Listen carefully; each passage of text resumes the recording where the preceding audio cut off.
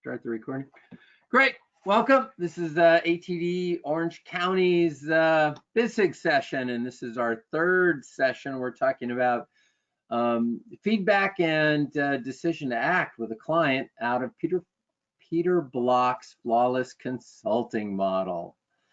So we're going to have a quick review as we go through these. I'll go through these fairly quickly. And again, one of the reasons we're talking about this for ATD, which involves trainers, is there's an advantage to thinking of yourself as a trainer or instructional designer as an internal client, where the client is the company that has hired you on a full-time basis, and still keep that relationship where it's a collaborative relationship rather than just a expert pair of hands. In the first session, we talked about the general concepts of what his model would deliver, which is having your expertise better utilized, and that would apply whether you're consultants or not, having recommendations, more of a partnership role, avoiding no-win situations, developing internal commitment with the client, receiving support from the employer and increase leverage with the employer, and establish more trusting relationship with the employer. Always good to helping you keep a job as an internal client, or getting rehired, or having references with other clients. The two critical questions Peter Block emphasizes always that a consultant should have is, am I being authentic with this person now? And am I completing the business of the consulting phase I'm in? And that's the reason he emphasizes these, is because this is where a lot of mistakes happen. People rush from one section, one phase of the consulting to another without finishing it.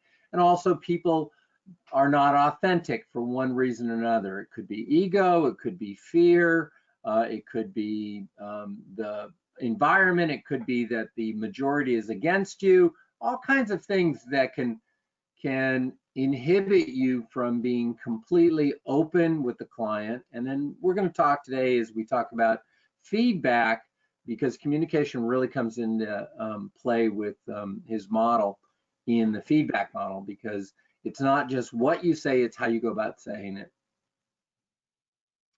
And the question at the bottom, what choice is often made when people are an employee, is they take a passive role. They take a more passive instead of an active role. They feel that they're the leader and the manager are going to guide them, and they're just kind of an expert pair of hands. And that's not always the strongest position to be in. And actually your career and your success goes from engaging with them. There are three roles consultants usually have. Expert role, we've talked about that, where you're given a problem and you're expected to solve it, carry it out. And there's not a lot of collaboration. Pair of hands role, in which the manager tells you what to do, how to do it, and where to do it, and you just implement it. And then there's a collaborative role. And the collaborative role is what we want, where we have an ongoing two-way communication, and there's a lot of dialogue, and there's a lot of creativity comes in. And part of the discussion before we started the recording was talking about working in that area. These are the phases of the Peter Block model. Phase 1, entering contract. Phase 2, discovery and dialogue. Phase 3, which we're talking about tonight, is feedback and decision act. Phase 4 is engagement and implementation. And phase 5 is extension, recycle, or termination. So this is how Peter Block has defined the models, and I found these to be an excellent model for guiding you and also for educating the client. Some descriptions, we've gone over these. These are these are on the page listed, page 6 through 7, so they're nice and clearly done. He lists them a couple times throughout the book, and he gives different focus in each time he lists them. In entering contracting, it's about negotiating wants on both sides, coping with mixed motivation. Client they love that you can give them a solution. They hate that they had to ask you for it, because clients really want to be independent. They don't want to have to rely on other people, because it's difficult emotionally, and also they were paid to come up with the solutions. Surfacing concerns, triangular or rectangular consulting, is who's involved, which bosses are involved. Is your boss involved on a consulting side? might be your internal manager if you're an internal consultant, and then the boss of the person that's paying the bill. Any comments at this point? Okay. All good. No. Yes, John. No, Okay. that's good. Good. Thank you. In last week's session, we talked about discovery and dialogue. So we talked about resistance a lot, because in discovery and dialogue, there's a resistance to it. It's you're digging up dirt basically on the client. The client's hired you to solve a problem. They don't necessarily they want the problem to go away. They don't want to talk about it. So, you know, we emotionally, human beings are, you know, we're delicate. And there are a lot of things that go on in terms of that kind of communication. Resistance is huge.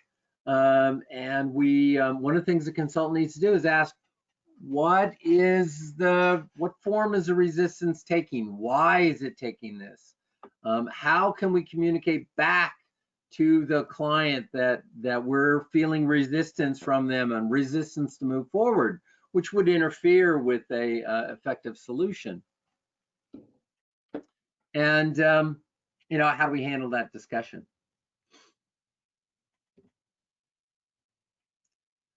In terms of talking about the issue, we want to be neutral. You don't want to be kind to the client. You know, they can only take so much. People don't like a lot of criticism. They can take it in small doses. And so how you say something keeps the discussion friendly and open. And most importantly, the word I want to add here is keeps the discussion safe.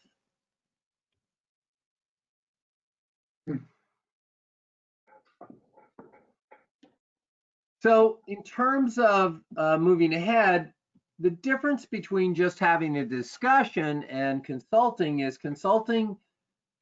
the end objective of consulting is taking action to make something better, to make the environment better, to solve a problem, to make things more effective.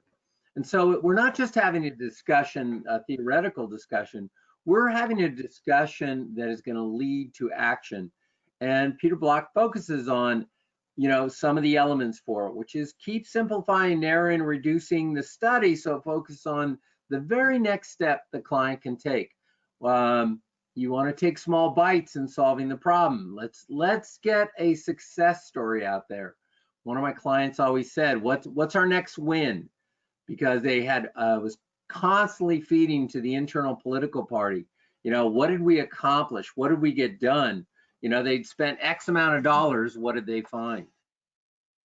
Talk about using everyday language and really paying attention to the client, and understand that as a hired expert, you also should consider yourself as a trusted friend, somebody they can talk to. One of the expressions you often hear is, it's lonely at the top. Leadership are constantly understand that since they have power over people, it impacts how people communicate to them. And one of the things a consultant can do can be a source of the truth. Truth that's unvarnished, and truth that the leader can then do something with. Talking about a research approach versus an action approach, went over some of these things. And now we're going to talk about feedback and the decision to act. So Peter Block on page 182 of the book, I think this is one of the most important things he says about feedback and decision act. And he said the most critical area of inquiry in action-oriented data collection is how the technical or business problem is being managed. One of the first things we need to find. Problems don't just exist and go. It's not like a burst pipe or a hose with a leak in it. The problems within organizations have usually been managed. That means the duct tape has been applied. The hose is still leaking, water is still coming out. It might be toxic liquid coming out. It's not coming out in a gush, so it's not a crisis. So we're managing the problem. And people have a tendency to go from managing it one way to managing another to managing another. And pretty soon it looks like an old boat that's being held together by, you know, twine and baling wire. In this section, we're going to talk about the data collection and the analysis, which we've gone through, and now we're going to report it to the client. One of our jobs is to reduce the data to a manageable number of issues. Getting back to this, what can we focus on that we can win or accomplish or affect immediately? We also have to be considering, as we're talking about this, is how are we going to get the client involved in this situation? We don't want to be an expert pair of hands, and we don't want to just be hired hands. We want a collaborative agreement with them. So part of when we're talking to them, we need to be considering and strategizing how we're going to involve them in the process of analyzing the data, because once they're engaged in that, they're more likely to move ahead and take action. There's going to be resistance again. You know, there was resistance in the initial conversations of, are you going to go look around, poke around, and find out what the problems are and if we can do anything about them? And now we're coming back with the data that says, okay, this is what we found. Half the time, I think my clients say, okay, I want you to go out and find a problem. And when I come back in, so what'd you find? Oh yeah, it was great, it was perfect. Oh, I knew that, that's great. Here's your check, get out of here. And so there's always resistance to the data. So, and then also we have to set ultimate goals. So part of what we do is we're very focused on the reality. We're very focused on the here and now. And we're also have to be mindful, just like a guide, of where we want to go, and understanding as a guide, we're taking a guest through this. So I teach scuba diving for fun. I've been doing it for years. And even though I know how to dive, my job as an instructor is not to show them how well I dive, or not to make things easy for them when I dive or when they dive with me. My job is to teach them how to be safe, conscientious scuba divers on their own when I'm not there. And again, it gets back to what Peter is saying, which is our job is to kind of show the clients they don't need to rely on us. So that's one of the gifts that we can give them. If they resent us for being there because they have a problem they can't solve, one of the gifts, the greatest gifts we can give clients is show them, look, I can teach you how to do this without me. During this process, the language needs to be assertive, not aggressive, and not non-assertive. You know, if you're non-assertive, you're not telling them what you really think. You're holding back your feelings. And this gets back to a statement. You're not being authentic. You're holding back your feelings because you think they won't take it right, won't do it well. It's a new movie out, Ford versus Ferrari. There's a great scene where Henry Ford asks Shelby in to a meeting, and Henry Ford starts it off like, you were my hired expert and you failed. And the way the scriptwriters wrote it so that Carroll Shelby changes the conversation to a collaborative agreement at the time to get what he wants. And what's great about that movie is, without being a spoiler alert, that collaborative arrangement goes down the drain because of somebody politically inside that has influence. And it's a great show about, it's just like, you know, instead of race car driving and that, he's a consultant trying to solve a problem. And the problem is, how do we win Le Mans? It's phenomenal. Great movie. So what's a common mistake of trainers? Since this is a new material, what is a common mistake of trainers? What's the role they commonly take? Pair of hands. Too judgmental. Yeah, which means, you know, pair of hands or something, which means they're being non-assertive. They start holding back their feelings. Yeah. And one of the indicators of it is, you know, is if they come to an ATD meeting, they start complaining about the client. Oh, wow, I could be doing this or I could be doing this. We're not addressing this. We're not addressing this. They should be having that conversation with their employer or with their client. Mhm. And all of us do this. You know, there are times when I've gotten through a very frustrating day, and I get with Jim, and Jim's like, hey, wait a second. You know, just wait a second. You've got to be having these conversations with the client, not me. You know, I know you're just venting on this.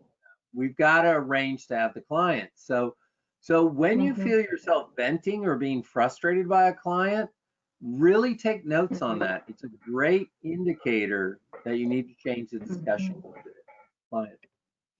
You know, the other thing, Jeffrey, that I would add to that is that I think a lot of times what happens is either the trainers are unaware of what it is, how it's impacting the business, how it's aligned to the business. They're not taking the perspective of the business person.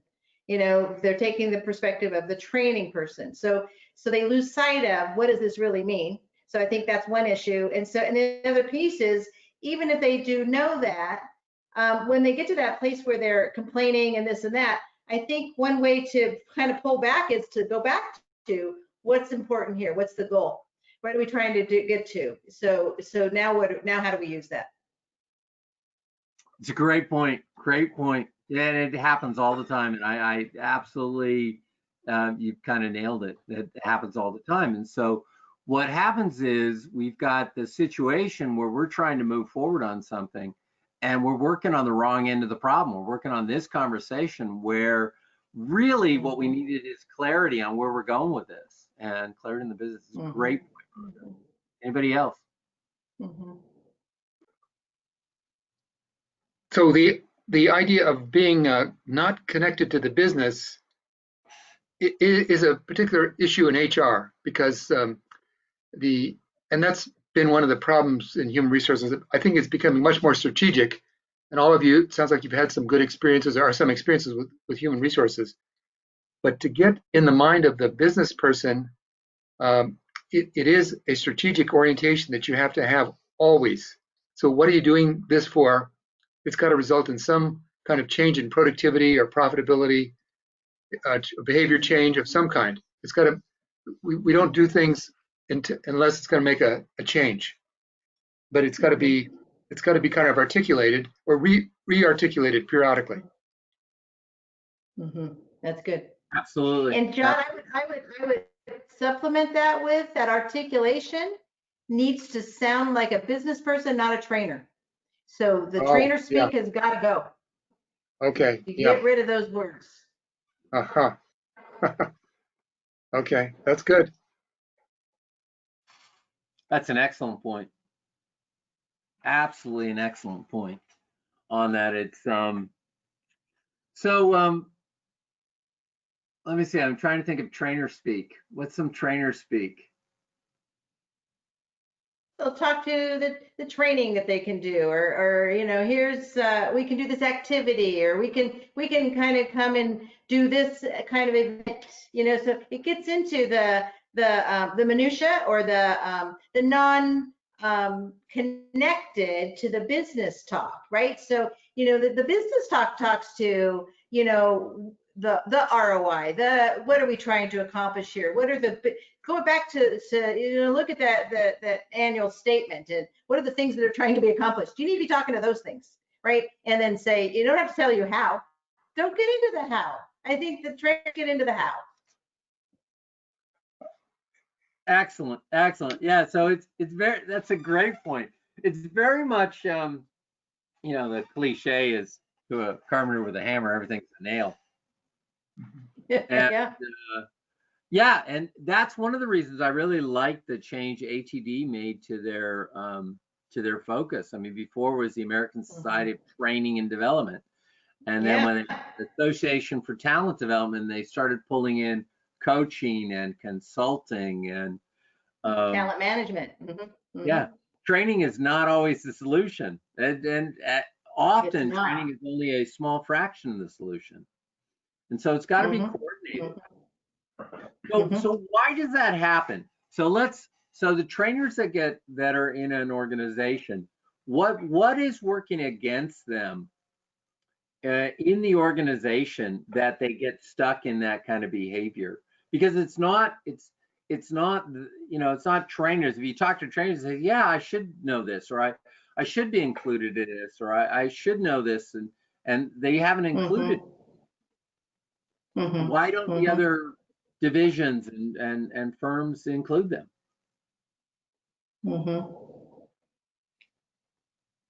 I would say at first bias on that is trainers don't see themselves as anything more than a trainer. Okay. So when you see yourself as a trainer, guess what? You're going to act like a trainer. And so that's going to not get the respect or the credibility that you're looking to get if you're coming on, you want to be a consultant, right? So first would be, what's the vision for yourself? How do you see yourself? How does that come across? Absolutely. Very, very good. Excellent. It's great. I think one of the luckiest things in my life is when I was going to college, I wanted to be a veterinarian. And after 3 years of working for vets, I decided I didn't like the business. Didn't like the, any veterinarians listening, good. I'm glad you love the business. Not for me. So I was totally lost. I mean, the most enjoyable professor I had was the dean, and so he was doing psychology. So I switched to abnormal psych. And then my dad was in. You're like, what the hell are you doing? You know, you need something practical. So I ended up taking finance classes at the local junior college while I was going. So I was going back and forth between the two schools, and that finance and accounting training has just it has been a foundation that I've relied on so many times, and it's allowed me to engage in conversations. Because if you don't understand finance, you can't talk to anybody in the C-suite. No, you have to understand it. Yeah. You better understand how to read those business statements and know that annual report and what's it saying. Yeah, you better know how to read that kind of thing. And talk to that. So is there still a role for a pure trainer that doesn't want to be a consultant? Oh, I think so. Sure. If you know what? If that's the case, John, they're gonna be first to go. When there's bad times, they're gonna get chopped. Okay. So a technical, like let's say you're a safety trainer. HR always needs safety training in, say, construction or a warehousing or manufacturing facility. There's always safety training going on. And as long as they're adding employees that need training, and as long as OSHA is demanding changing things, there's going to be a need for that. That's true. I would not feel secure relying on that skill alone. I would live in fear, and that's the thing. If you live in fear, then that affects your ability to be authentic. So all this stuff, and it's kind of what Cynthia said. You know, if you have a fearful outlook, you start limiting yourself. I had heard there was a story and it talked to, are you playing to win or playing not to lose? And so when you play not to lose, it's a analogy to the aperture on a camera. When we play not to lose, that aperture on the camera closes up. And so when that camera closes up, our perspective closes up. We're much more narrow. We're not going to be innovative. We're not going to take chances and risks. It just gets smaller and smaller, and so we don't have any of the vision that could be. When we play to win, that aperture opens up, and now all of a sudden we have a much bigger picture, and we can see a lot of options, right? And that's where innovation is going to come from. So I think choose how you want to play. Do you want to play not to lose, or do you want to play to win? Right. It's great. Yeah. Poker's a great teacher at that. When you start playing not to lose, things go wrong pretty quickly. I tell the story. I played on my high school basketball team, and we had a coach that was awful. He was just horrendous. Now we had a team that had some talented people, but for whatever reason, he thought, I'm going to play not to lose. So every time we got the ball, he made us stall. So we would stall, and then you'd wait till the end, and then you'd try to go get a point. Well, that's playing not to lose. And we ended our season at 1-15. So that was like not the right way to go. Right. It's like, that's it. I'm not playing another year for this guy. What's hard working with clients is they have entire organizations that are like Sears was playing not to lose. They weren't looking how to win. They were just, they were going great. They were doing stuff. They were innovative. And then they got to this level and then things petered off. And then people start within the organization and the consultants that get involved with Sears, they started playing not to lose. And eventually those organizations go away. Yeah, that's true. I was on a board of a nonprofit. I did it because the organization's been in trouble. They used to be a leading organization in their industry, and now they have almost no, and they have awareness because of history. They play to not lose. I mean, and one of the focuses was they needed to increase communication to their membership, and I fought tooth and nail to get them to do it, and they tried it, and I thought we were getting there, man. As soon as I was off the board, they shut that down as quick as possible. We had, I think they've communicated to membership a total of 3 times since COVID hit, and it's totally decimating the industry. And I just got a notice from one of the guys that worked for the company. Oh, by the way, I'm no longer working for the organization on staff. Like, I know what's coming down on that one. I think that's it. And so when you asked the question about trainers, John, I think a lot of trainers are playing not to lose. They're just kind of, I'm playing to keep my job, and they're not bigger. Well, I think the idea of technical training, like if you are trying to teach people coding, programming and coding and so forth, and you need people to understand your databases. I mean, there's a lot of technical training that's going to stay, and it's really not to change the organization. There's a lot of that side of training, I think, is robust. I mean, it's going to continue to grow. So, John, that's an interesting point. So I want to play off that because, so for coding, right? Coding is constantly, the languages are changing, they're improving. First you had to know, what was it? COBOL. Blank. Remember all that? They go back. Drawn a blank, and then Pascal, and then C++ came around, and now there's other languages they program in. Yes, right. So a programmer could easily spend all their time working, and the languages, there's so many details and nuances in them that you can work on. Right. Website development right now, WordPress. There's so much to learn in WordPress, and yet, and then Wild Apricot is they have a solution for nonprofit associations. There are all kinds of things you have to learn in there, and you could spend your whole time just working on that and not work on your business skills. And that's where the decision comes in. It's being busy doing things related to the job and not expanding your focus, closing that aperture, and just focusing on the technical aspect of the job versus the business aspect versus the human aspect. Yeah. Okay. Yeah.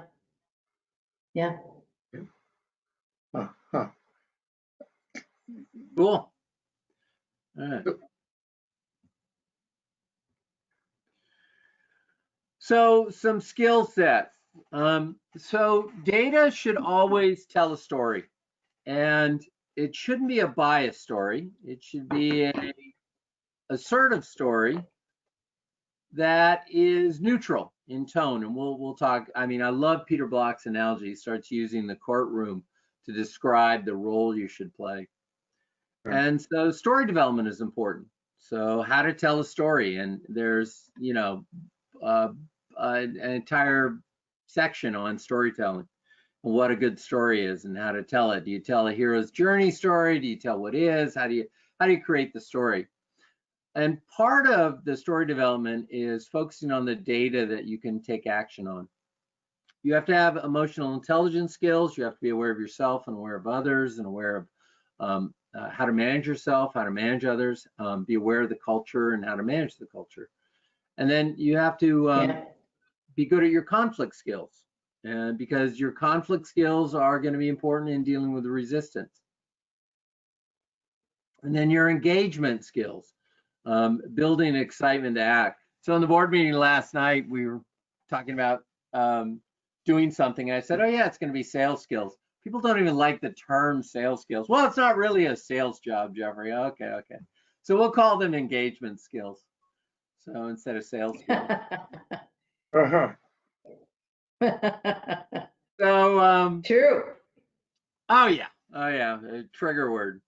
And then you have to be able to both be able to design a plan. So you can get into PERT chart, Gantt charts, all kinds of planning. What are we going to do when? What are the timetables? And then also team design. How are we going to put a team together to get this resolved? Because again, the team is a display, a realistic display of engagement. You know, if you're just the consultant doing it and the consultant team is doing it, you're not transferring those skills back to the client. So you have to put a team together. And all of us have made mistakes on that, and I for one have made it. The group that I work with the COO, who hired me, said, "You're my expert. Go solve the problem. Come back with a solution." And I thought I was heading it off by saying, "Okay, well, if I come back to the solution, you promise to implement it." And I came back and he said, "No, I'm not going to implement that. I don't want to have to explain that to the board, even though it'll probably work. I just don't need the headache right now."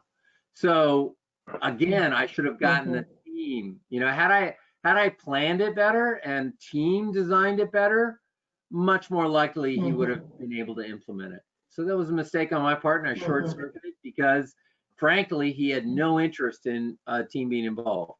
And I thought, okay, well, simple. Anyway, so we all make mistakes. Contract negotiation is real important. I find this level of contract negotiation actually much more complex than the initial one. Initially, when you come in as a consultant, they say, hey, do some analysis, check things out, see what's going on, come back with some possible solutions, and we'll go from there. Well, there are so many different ways you can take this, and you're working with the data and you're looking for places you can win. You're also looking for places that are going to match the culture of the organization so they can go forward. That the contract negotiation portion of this is very, it's critical, and there are a lot of places you can go wrong on things. Yes. You know, it's like the guy who you go to the architect. Hey, build me some plans. Great. That negotiation is pretty easy. You know, it's a bit of a bite. That's the way it goes. The big negotiation is getting the GM to build it. That's where a lot of things come up, and deciding who's going to do what and how you're going to work together is great. Yes. And then you also have to acknowledge sunken opportunity costs. And Peter Block talks about this on page 92 through 97, and this is critical. At this point, you have to wear two hats. The hat that says, let's go forward on this because I'm getting everything I need. And the other hat that says, oh no, I'm not getting what I need. I need to cut my ties, call it good, leave the client feeling good with what we've done, and step away.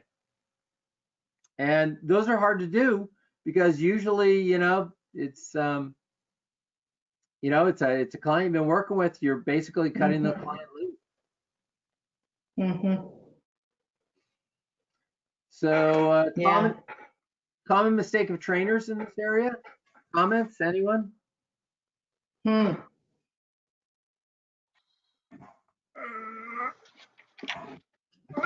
See, I see at the heart of like looking at like telling the story and EQ and engagement skills and even planning and designing the team and the negotiation. All at the core of that are a need for very adept people skills. You know, you're Right. operating on a lot of different levels with people. So those are all pieces with the people thing. So in some ways, trainers might be pretty good. If they're a good trainer that knows how to connect on that people side, they can probably employ some of those things coming on through. They probably are doing okay. When we get to like what you talked about before on that assertive, non-assertive, aggressive, they are probably not assertive with things. They're probably going along. They're probably wanting to keep the peace and not cause any kind of rifts. And so they're not going to push it like you might need to with some of those aggressive skills. So if there was anything, I think that's probably where trainers might fall down and not wanting to, you know, have something that gets like to a heightened place and you got to deal with it. They probably don't want to go there. Great points, Ron. Cynthia, are you there? Late for you. Okay, she's got her mic off. John. So just, yeah, I can really appreciate where we are. I am so far out of my league here and I really appreciate being part of this because, you know, I was a technical consultant, so I'm a compensation consultant. And so the idea of leadership, of trying to change leadership, trying to change behaviors, that you can identify the behaviors that you're trying to change if you get enough information on what's going on. So delegation is not happening. Feedback is not happening. The things that you can identify and work with. It's really hard to measure those things when you're dealing, particularly if you're coaching one-on-one. So you can see how often you ask the client, so are you doing more delegation now? So I mean, it's how do you quantify that, or how do you measure that? They're saying, oh, I'm doing it much more. I'm giving feedback every week to my subordinate staff, and I'm assimilating some of the things you told me to be specific, you know, to show the results and so forth. Is there any other way to get an understanding of if it's working, if your consulting is working? So great. I mean, I would say I had two phases in consulting. So I started with Apple Computer. I kind of fell into it after I, became a scuba instructor and decided there was no money in that. And I wanted to, it's going to be a great hobby. I wasn't going to build a life on it though. Right. And also to that end, as a scuba instructor, I didn't have the skill set. It was kind of like, it was a rough and tumble kind of environment. I actually didn't have the skill set at that time, the business skill set to actually be productive. So it was a realization I couldn't do it, even though the money wasn't really high. It was still a complex kind of environment, getting people to sign up and do things with you. It wasn't all fun and games. So I went to work for Apple, and I worked for them for about 3 years, and we had a change. And they were gonna, we were their contracted sales force for Southern California, and we were paid by Apple and everything else. But they wanted to bring in an internal group. And I'd made the decision not to sell the Lisa computer. I'd refused. And so as a result of that, I didn't tie up my customers' cash because the lease was kind of a total boat anchor. And it wasn't the right product for the environment Apple was in at the time. That was a bad, anyway, designed by committee. So I ended up being like number 2 in the world for sales, not because I was good at sales. Wow. But because I didn't tie up all my customers' cash. So everybody else was selling it. So the vice president of sales goes, I love you. I also hate you. He goes, you got to sell one of these. I said, I'm not going to do that. So it became a political issue for me. And so they basically said, hey, you can say with Apple, you're not really going to go anywhere. You've kind of burned bridges with the executive team because they were losing millions. Apple almost went bankrupt on the whole thing. So somebody offered me a national sales manager job, and I took it and left. And then I found out that they were after being there 6 months, I found out they're lying to investors. And so I just turned in my resignation and quit. I didn't know what else to do. Didn't have conflict skills to go tell the president you shouldn't be doing that. Okay. All So right. I just so I did a consulting job, and my consulting was singular dimensional. I would be either the retail environment, what's now Ingram Micro, used to be called Micro D. And they were a distributor, and so they hired me for one aspect of it, and they bring me in for a specific task. And so I was operating more in the hands, the hired pair of hands or the expert role, one of those two roles. And this is the biggest mistake that trainers make. So to answer, long way around to your question, John, that first part of my consulting was very singular and one-dimensional. And it was, let's talk about things. There wasn't a lot of data survey. They would tell me what the problem is, and they'd hire me to implement a solution or to give them advice on what they could do to do something different. And this section right here, this discussion of the data and the feedback and the decision to act, this is where trainers just don't do this. They slide right through this, and they continue in phase 1 and 2, and they never actually enter much phase 3. Oh, wow. And so this is a transition. This is like the moth going to the butterfly. Or I'm sorry, the caterpillar going to the butterfly. Got to give it now. Yeah.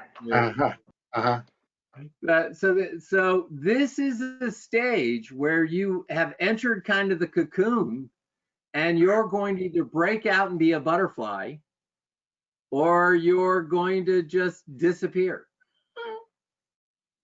And so to add scope to what you're doing, this is the conversation, and this is really, and that was my answer to the question. The most common mistake of trainers is they totally slide right through this. They don't do this at all, or they engage with it without actually really working this phase of the consulting project.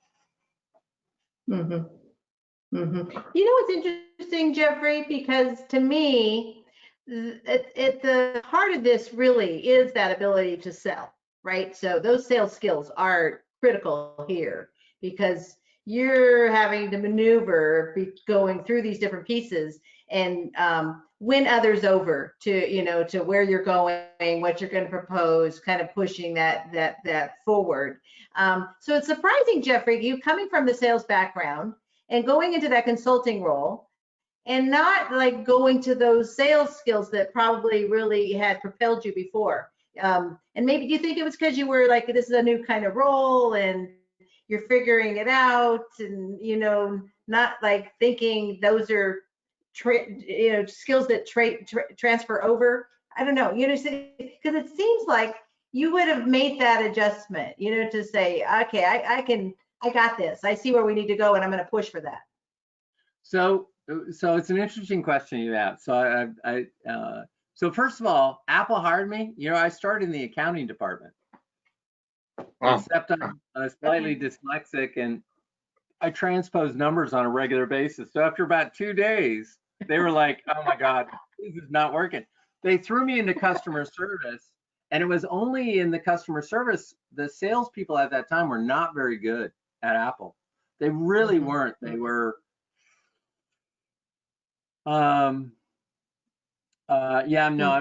they were just not that good. They didn't have a real skill set. There was, out of the group, there were 8 of us in Southern California. No, 10 of us in Southern California. And out of the 10, the manager and one other person, two other people had good sales skills. I mean, great sales skills. These were salespeople. And I thought I was good at sales because I was number 2 in the nation. It was just I lucked out on some things and I did some things and didn't do some things. 8 years later, I found out what sales was. So my first consulting gig, I was great at customer service. That's why I did well at Apple. It wasn't a sales skill. I didn't learn my sales skills until 8 years later. Okay. So that's part of that. Yeah. So, and that point that you're talking about, so when I think about a trainer, trainers are like customer service agents. Yeah. You know, without the sales side. Exactly. Yeah, we're just and customer service is giving the customer what they want. So they would hire me and I would deliver what they hired me for. The thought of sitting down and having a discussion with them about what are you trying to accomplish? How does this fit into the right chest was not there. Yeah. And I got good. referrals. I got referrals. I got transferred around. People talked about it. I got, this person would talk. So people like it is a perfectly acceptable level to operate in. And a lot of people do. Except if they didn't call with the customer service need, they weren't hiring. Whereas now a lot of my clients, they're like, everything's going great. We want to supercharge this. So let's go figure out how to do that. And that's good. Different. That's good. That's whole different thing. Yeah. It is. It's definitely more skilled. And I got the bug on that with Pacific Care. They were my first client where that happened. And that's also where I knew people at Pacific Care back in the day. Well, that's also where I made a contract problem. They actually, it was to my favor. They owed me more money the chairman of the board had to talk to me about look, we're not going to pay this contract because. And I could have insisted, and in hindsight, I probably should because I wouldn't be working. Oh my gosh! Wow. So, no, I think you're right. This is a critical stage, and it is. These are skills that aren't in most trainers' comfort zone, because they haven't been taught these skills. This is not where in using these to be a consultant. That's not part of what they've been taught. No. Yeah. John, you have a question? Well, just the combination of IQ and EQ to be and have the empathy skills or the empathy and you get people quickly and you can inspire people. Those leadership qualities. We're talking about data. This is about feeding back data, but it's really just both information about a behavior. It doesn't mean 30% of this, 60% of that. It may not be percentages in data in the number sense. This is where the genius or the ability is to capture, again, to describe what you're seeing, not evaluative, but to be having the insight, the perspective of what you're seeing compared to what it should be, but you're not saying what it should be yet. This is where I think the idea of being non-judgmental in your observation is really a skill to be able to do that. Yeah. Oh, it is. Yeah. And to Rhonda's point, we've only got about 5 minutes left. Again, this is Peter Block's. The fundamental service we offer is helping clients develop their own. Even though they want a turnkey solution, we're trying to give them the skills to be independent of our expertise. For this, this is what you're talking about, John, that your common role, the consultant, the consultant wants to be the witness, an independent delivery.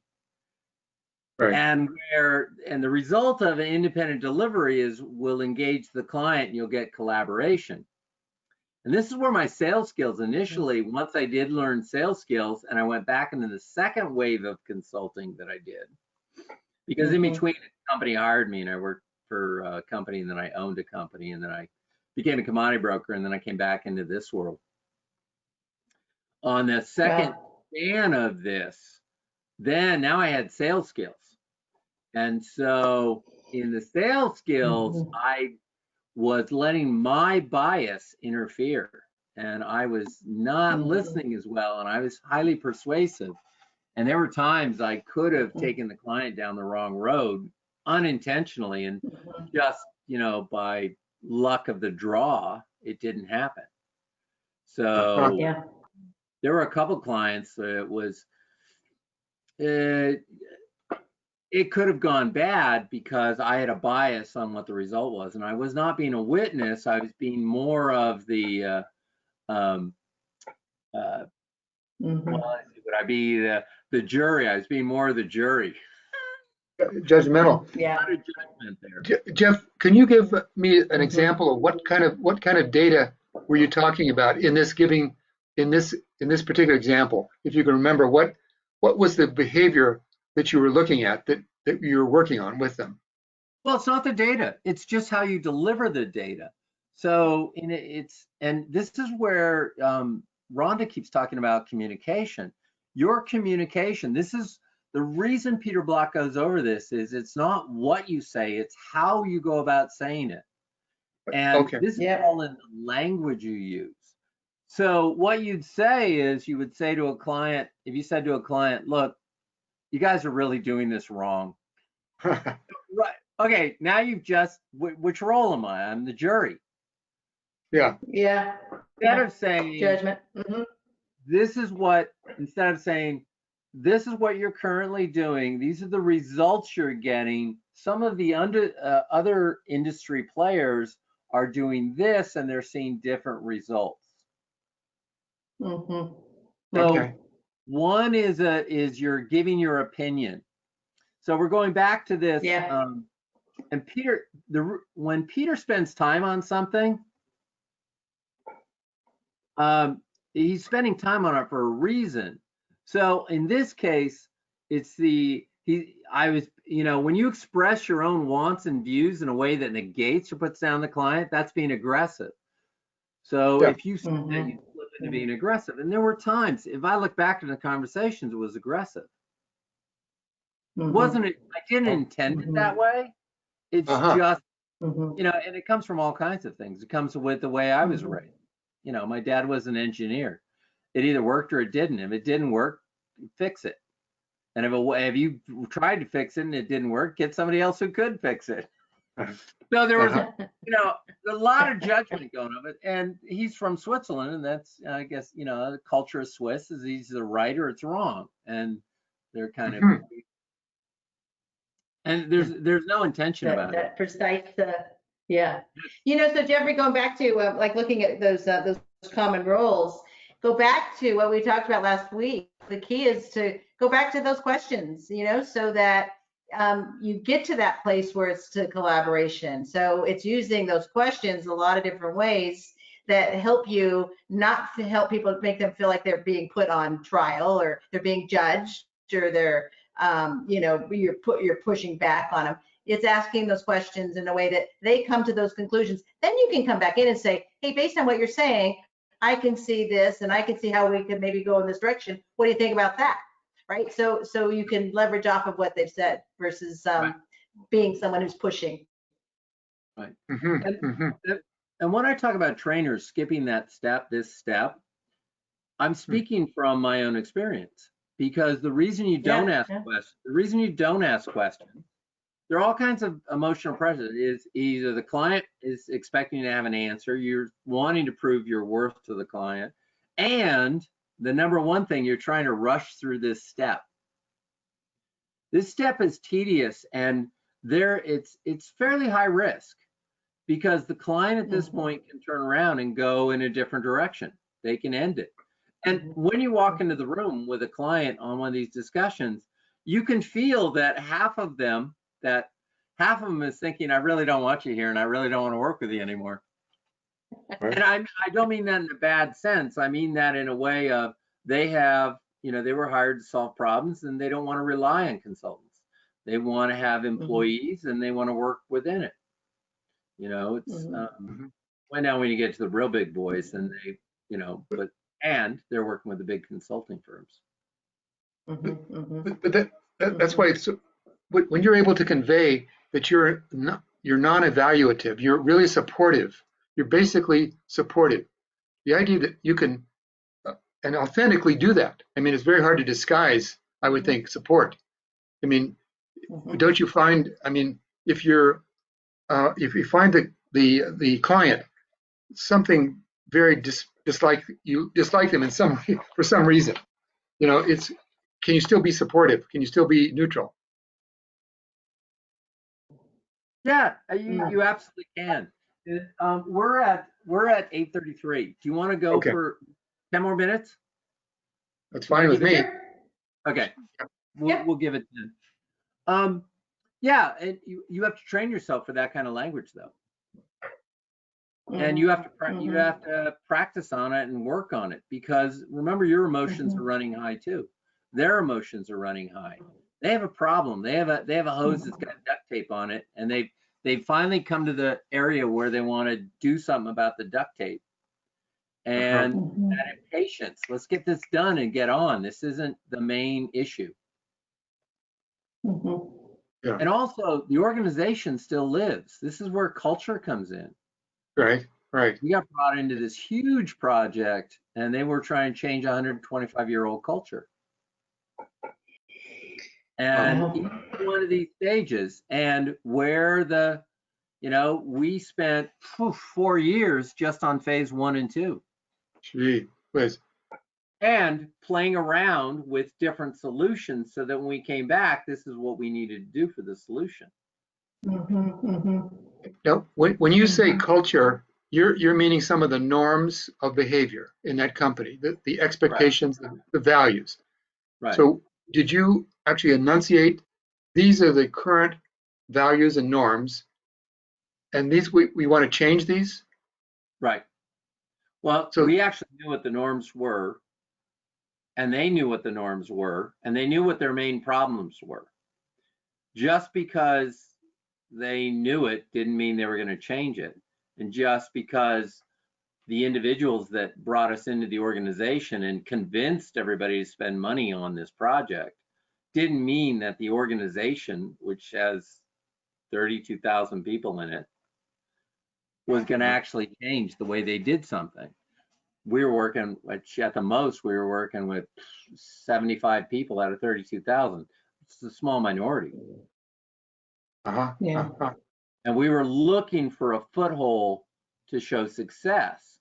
And actually, where I got surprised on that one is the minute we showed success, that's where the real panic happened, because the people that didn't want to change went into full assault mode during that time. Sure. Yes. I'll bet. Sure. Yeah. Yeah, it's a balance. It's tough. Devil you know is better than devil you don't.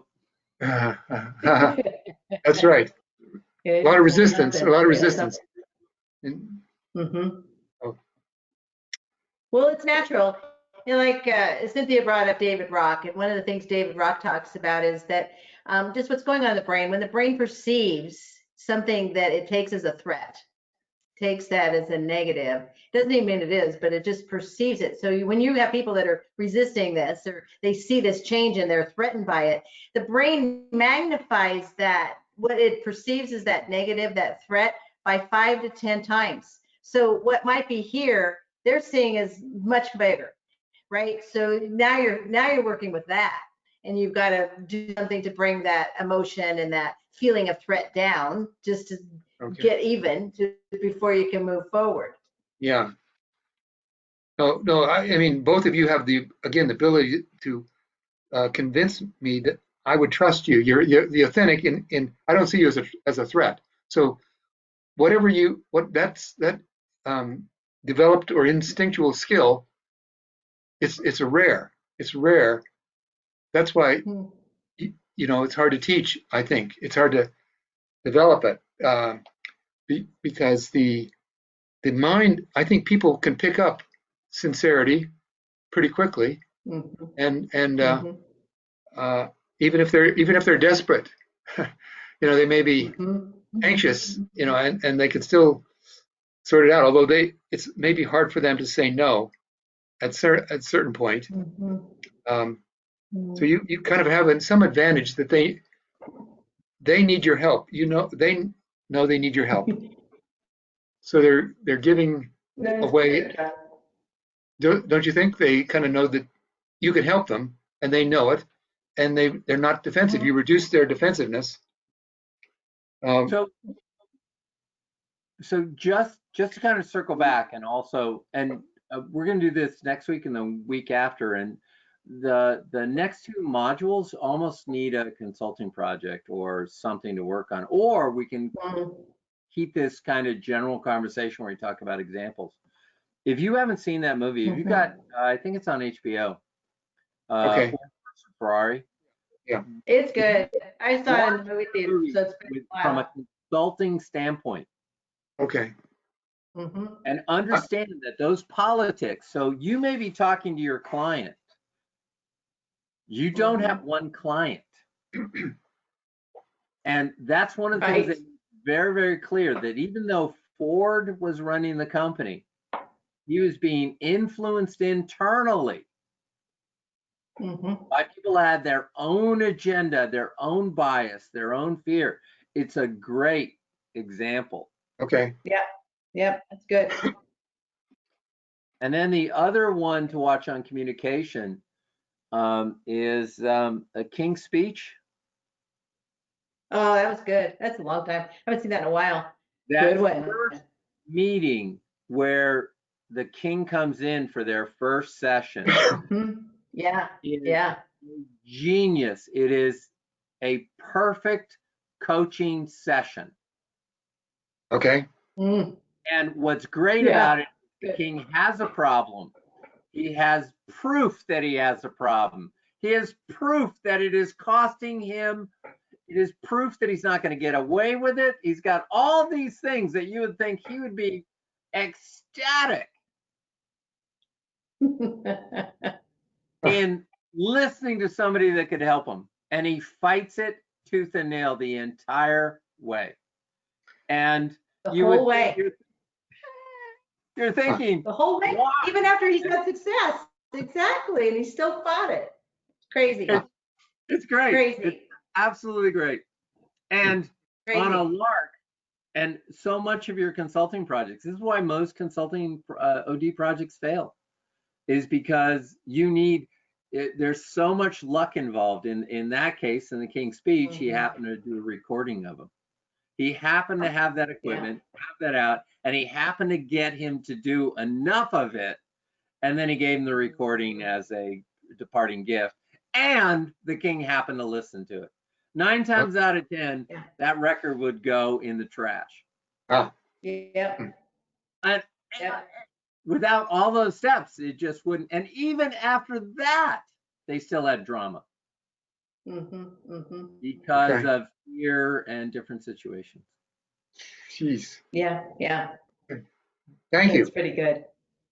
So, I used to worry about movies and using them as examples. They're a great shared example, and most people have seen them. And the writers, the movies that are really successful, the writers really have a great understanding for human nature, and they write in something that's real. So I enjoy working them and show them. All right, so we're way out of time. You guys have been great. Oh, thank you very much. Good discussion. Very good. Thank you. I'm so grateful. I get so much more. I take away as well. It's been helpful. It's very good. Thank you again, guys. This is great. Yeah. And all right. We'll see you next week. Yep. Okay, Jeff. And John, stay on the line just real quick. One second. I'm going to end the recording here. Okay. Okay, Rhonda. Bye-bye.